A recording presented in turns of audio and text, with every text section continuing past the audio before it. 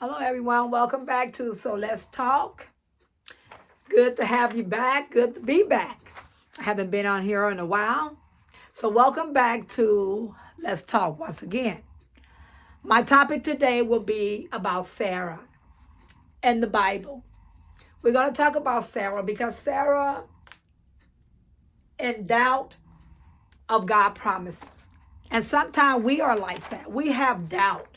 Sometimes when God promises us something, like God promised Sarah that she will be a mother of a nation.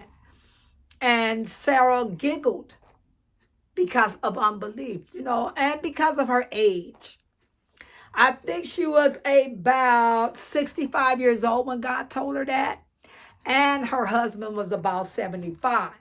So it's like, God, how can I do the impossible at this age that I am? I'm in this age right now, and you are telling me that I can have these things. Or even, God, I don't have the education right now to have what you're saying that I have. So you get that a little unbelief because you are thinking about what you're thinking about when God has made a promise to you. Or even you're going to own your own business. Okay, God, how am I going to own my own business when I don't have any money? So can you understand how Sarah felt when God told her she was going to have a baby at that old age? She giggled, just like us. When God tells us something that is impossible in human explanation, it's like, I can't do that.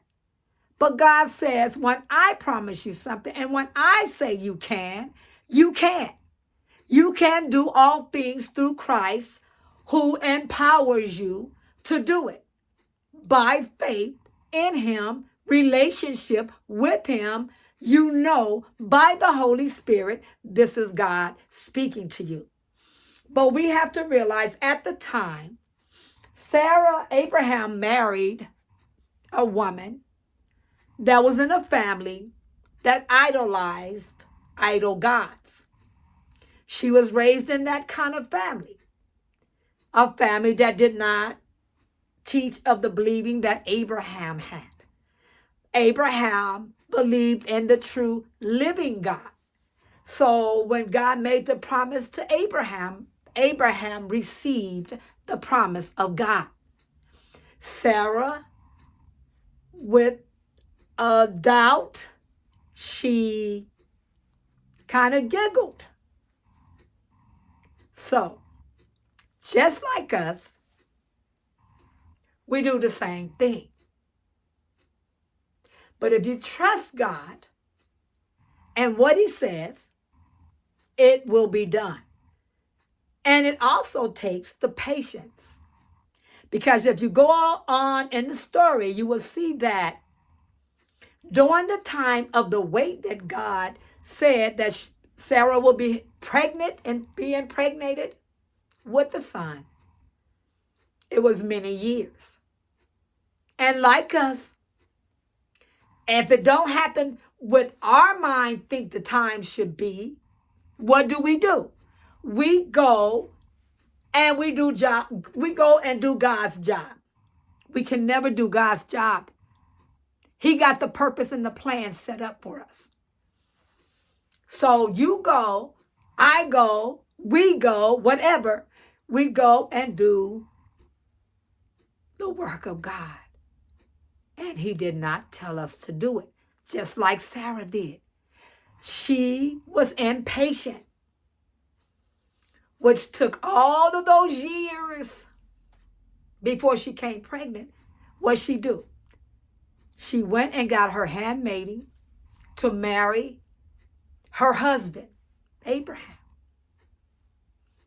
She became pregnant with the baby. It's not the promised child. It's not the child God said that He was going to give you. It's not what God said that He's going to give you. When you go out there and try to get something in a way that you feel you should get it. when it was not the promise of God. Sarah went, had this done. What happens? The maiden become pregnant with a child. But he was not the promised child. He was still Abraham's child. And God did still bless the child, but it was not the promised child. And what happened? Consequences. Her and the woman, I'm just using my words, they get into it. She start talking smart, being not listening and disobedient, whatever you want to call it, to Abraham's wife. She has the child. Well, she didn't have the child. She runs off with the child, pregnant and all and everything, have to come back, apologize. All of this stuff happens. Consequences happens after you try to do the work of God that he did not tell you to do. So there will be consequences in your waiting if you don't have the patience to wait on God. If God told you to move this way, move this way. And wait on the next move from God. He will not lead you wrong. He only leads you into promise. Wait on God. Don't try to fix it yourself. Don't try to just explain it yourself. Whatever, just wait on God. It's coming. Sarah, guess how many years she waited? She waited 25 years before she gave birth to her very own baby, the promised child. She gave birth to it. God kept his promise, and he will keep his promise to us. And we lean not to our own understanding, but acknowledge him. He will direct our path. He promised that to us. This is a word of promise. He already knows the purpose and the plan he has for each and every one of us. And we are all created on purpose to fulfill the promise of God. Walk in your promise. Believe in your promise. Yes, sometimes we fall short, but don't stay there. Get up. Ask God to help you. Help your unbelief. God, help my doubt. Help me where I am falling short of your glory. Help me get back on track of believing your promise. And he will do that. God don't need our help.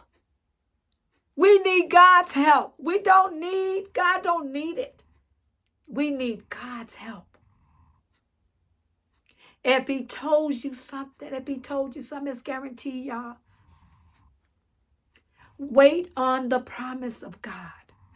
And I know she went through so much torture, waiting. I know she went through a lot waiting. All that she went through was to get her to the promise, child, that God promised. But she didn't have to. But she chose to do it herself. But and that going through, I guarantee you, she believed more and more.